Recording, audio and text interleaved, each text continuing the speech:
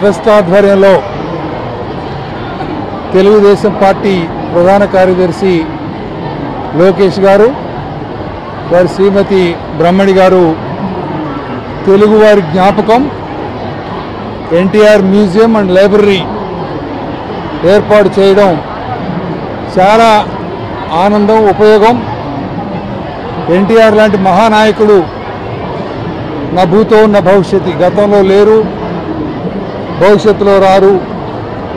ఆయన తెలుగు ప్రజల యొక్క సినిమా రంగంలో కానీ, సేవా రంగంలో కానీ, రాజకీయ రంగంలో కానీ, వ్యక్తిగత జీవితంలో కానీ అందరికీ ఆచరణీయుడు, ఆదర్శనీయుడు అన్న ఎన్టీ రామారావు గారు. వారు గతించినప్పటికి కూడా వారి ఆశయాలు, వారి జీవితం సర్వకాల సర్వావస్థల్లో ప్రజలకి ఒక మంచి ఆచరణాత్మకమైనటువంటి ఒక జీవితం వారిది. చూసాం, చాలా బాగా వచ్చింది. కానీ ఇది అనంతం, భవిష్యత్తులో కూడా ఎంతో చేయడానికి ఉంది. వారి జీవితంలో ప్రధాన ఘట్టాలు ఒక దిగువ మధ్యతరగతి కుటుంబంలో అది శాసనసభ నిర్ణయిస్తుంది. నాకైతే అనుకోవాలి, నేను శాసనసభ నిర్ణయిస్తుంది అవన్నీ కూడా.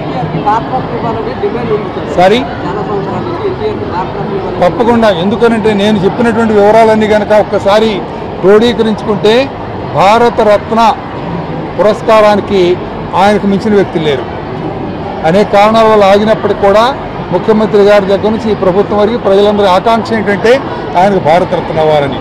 తప్పకుండా వస్తుందని చెప్పి నేను భావిస్తున్నాను, రావాలని కోరుకుంటున్నాను.